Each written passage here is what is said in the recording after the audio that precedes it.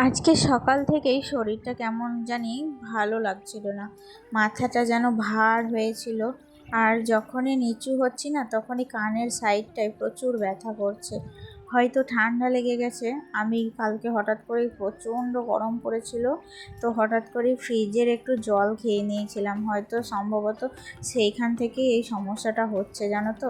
বাড়িতে কাউকে ভয়ে বলতেও পারি না, বললেই তো বকাবকি শুরু করবে। তাই জন্য আর কাউকে কিছু বলিনি। ওই অবস্থাতেই দেখো সংসারের সমস্ত কাজগুলো একা হাতে যেভাবে সামলাচ্ছি সেটাই তোমাদের সাথে শেয়ার করছি।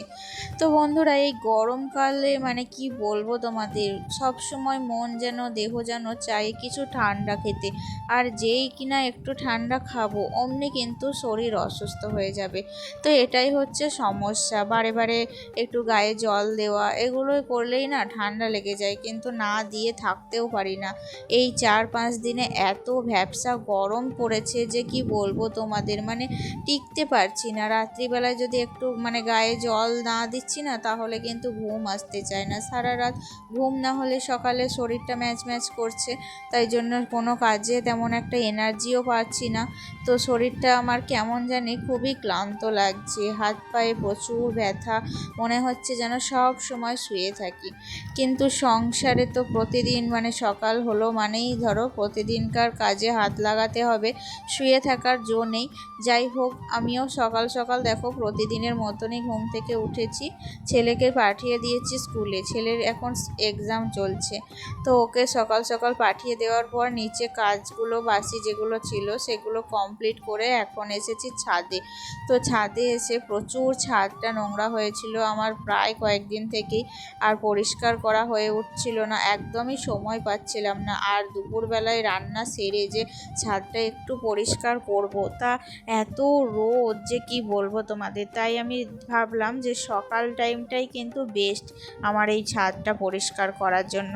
তাই জন্য নিচেকার সমস্ত কাজ কমপ্লিট করে এখন চলে এসেছি ছাদে। আর এখন আমি দেখো এত নোংরা চারিধার থেকে বেরোচ্ছে, মানে কয়েকদিন আগে গরম পড়ার আগে যখন কয়েকদিন পর পর বৃষ্টি হলো তখন তো ঝড় হয়েছিল, আর পাশেই বেলগাছটা ছিল, বেলগাছে যত শুকনো পাতা সমস্তটা ছাদে পড়েছে।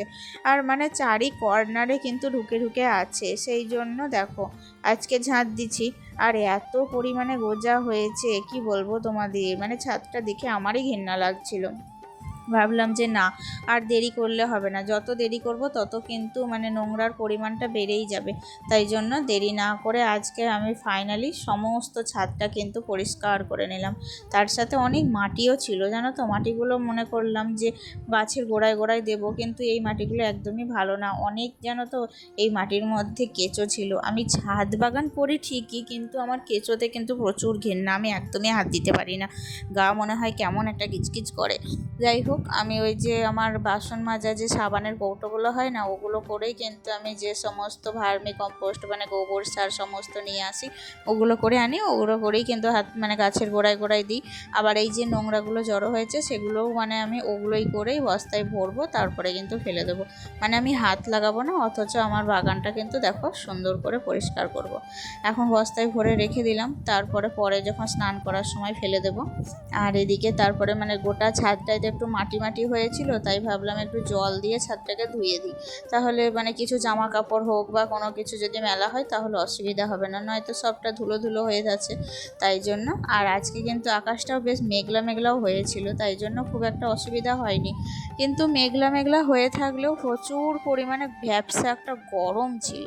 আমার তো এই ছাদ ঝাড় দিয়ে পরিষ্কার করে প্রচুর গরম লেগে গিয়েছিল, নিচে গিয়ে কাপড় কেচে একটু গায়ে জল দিয়ে দিলাম। জানি ঠান্ডা লেগেছে, কানের পাশে প্রচুর ব্যথা, তবুও কিন্তু থাকতে পারলাম না। আজকে আমার বাগানে প্রথম লিলি ফুলটা ফুটেছে, বর্ষার এবছরের প্রথম লিলি ফুল। কেমন লাগছে তোমাদের কমেন্টে জানিও। তোমরা আমার মিষ্টি বন্ধু, তাই তোমাদের সাথে আমার এই সুন্দর ফুলটা শেয়ার করলাম। দেখো সুন্দর করে গাছের যত্ন করলে সুন্দর সুন্দর উপহারও পাওয়া যায়। আর তারপরে গাছের যত্নের জন্য অনেকগুলো কলা ছিল, তো কলাগুলো পচে গিয়েছিল, সেই কলার খোসাগুলো আমি দেখো এই যে মগের ভিতরে ভালো করে ভিজাতে দেব, আর জল দিয়ে প্রায় 10 দিন মতো রেখে দেবো। তারপর জলটা পচে গেলে প্রত্যেকটা গাছের গোড়ায় দেবো, তাতে আরও ভালো ভালো ফুল ফুটবে, আর সেই ফুলগুলো আমি তোমাদের সাথে শেয়ার করতে পারবো। আর কলাগুলোও দিয়ে দিতাম, কিন্তু কলাগুলো না গলে না, তাই জন্য কলার খোসাটাই কেবল দেব। কলাগুলো আর দেবো না, কলাগুলো কিন্তু ফেলেই দেবো, পচে গিয়েছে যেহেতু, তাই রেখে আর লাভ নেই। আজকে যেহেতু সকাল থেকে উঠেই মানে শরীরটা ভালো লাগছিল না, তাই ভাবলাম যে সংসারে তেমন একটা আজকে ডিপ ক্লিনিং কিছুই করব না, কিন্তু মানে সকাল সকাল রান্নাটা কমপ্লিট করে নেব।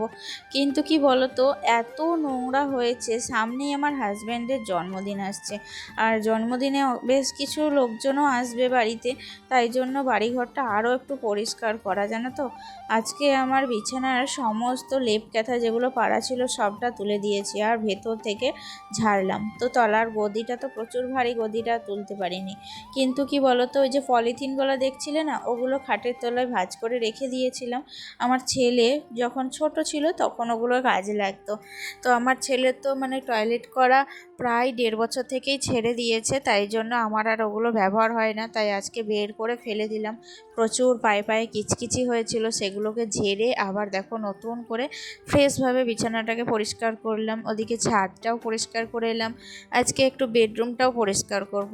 আর মাথা যন্ত্রণায় মনে হচ্ছে চোখ খুলে তাকাতে পারছি না, এত মাথায় ব্যথা করছে। তো ওই যে খালি পেটে ডিএসআরগুলো একটা খেয়েছি সকালবেলায়, দেখলাম যদি অম্বল থেকে হয়ে থাকে, হতেও তো পারে, এই ভ্যাপসা গরমে গ্যাস অম্বল তো হওয়াটা স্বাভাবিক, তাই জন্য ওটাও একটা খেয়ে নিলাম, দেখা যাক কমছে কিনা। দেখো, কাজ যখন আমাকে করতেই হবে, শরীর আমাকে ঠিক সুস্থ রাখতে হবে, তার জন্য আমাকে ওষুধও খেতে হবে। তো নিজের যত্ন নিজেকেই নিতে হবে, প্রয়োজন মতো ওষুধ খেতে হবে, তারপর কাজও করতে হবে। তাই জন্য ওষুধটা খেয়ে নিয়ে এখন দেখো বেডরুমটাকে পরিষ্কার করছি। আর ছেলে চলে এলে তো আর বেডরুমটা পরিষ্কার করতে পারবো না, সারা দিন এই বেডরুমের মধ্যেই কিন্তু বসে থাকবে। আর একটু যদি বলি যে বাইরে বেরিয়ে আয়, কিছুতেই বাইরে বেরোতে চাইবে না, হয়তো এই গরমের জন্য। বাইরে রোদ গরম থেকে আসে তো এসে এসেই ফ্যান চালিয়ে দিতে হয়। আমি জানি রোদ গরম থেকে এসে ফ্যান চালানো, জল খাওয়া একদমই ঠিক না, তবুও শোনে না আমার কথা, কি বলবো। তাই জন্য ওকে চালিয়ে দিতে হয়। আর এখানে আরাম, আমার ঘরটা ভীষণ ঠান্ডা, তাই জন্য এখানে আরাম করে একটু বসে থাকে। আমিও কিন্তু ওকে আর জোর করি না, ও রিল্যাক্স এখানে বসে থাকে, তো ওকে ওর মতো বসে থাকতে দিই।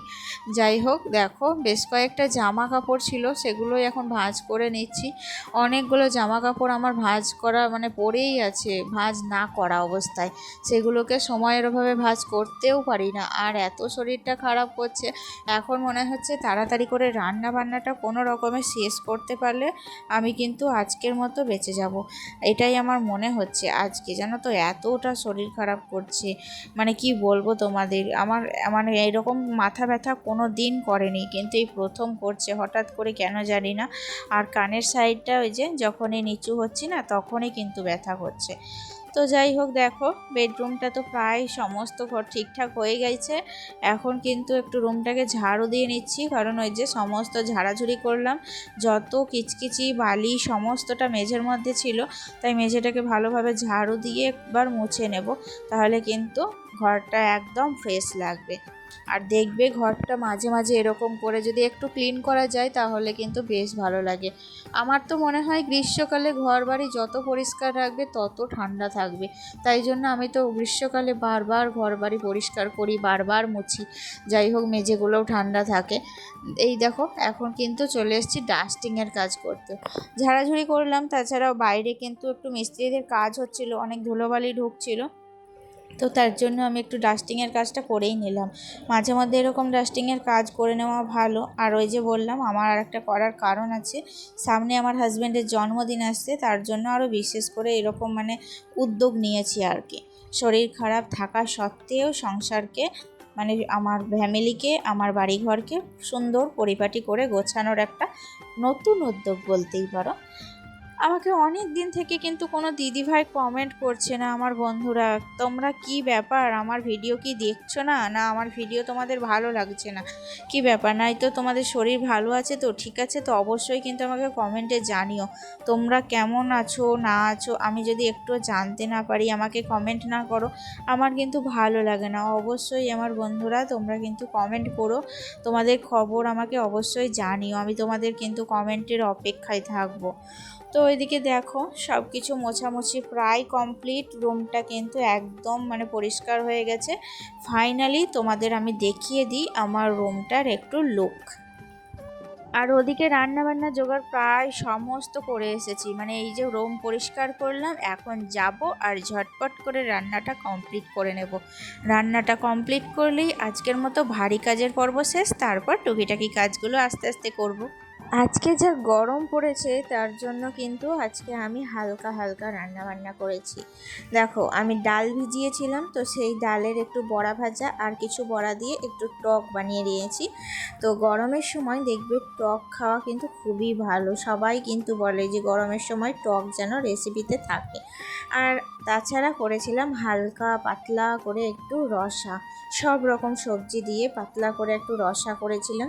এটাও কিন্তু শরীরের জন্য খুবই উপকারী, তো তোমরা চাইলে বাড়িতে কিন্তু এরকম বানাতে পারবে। দেখো, গরম তো প্রচুর পড়েছে, এর সময় যত রিচ খাবার তোমরা কম ব্যবহার করবে না, ততই কিন্তু স্বাস্থ্যের পক্ষে খুবই ভালো। তো যাই হোক, রান্না বান্না কমপ্লিট করে উঠেছিলাম, প্রচণ্ড পরিমাণে গরম লেগে গিয়েছিল।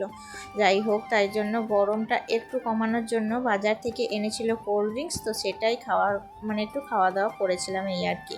তো তাহলে আজকের ভিডিওটা তো প্রচুর বড় হয়ে গেছে, তো আজকে এই পর্যন্তই। দেখা হচ্ছে নেক্সট ভিডিওতে। ভালো থেকো, সুস্থ থেকো, টাটা।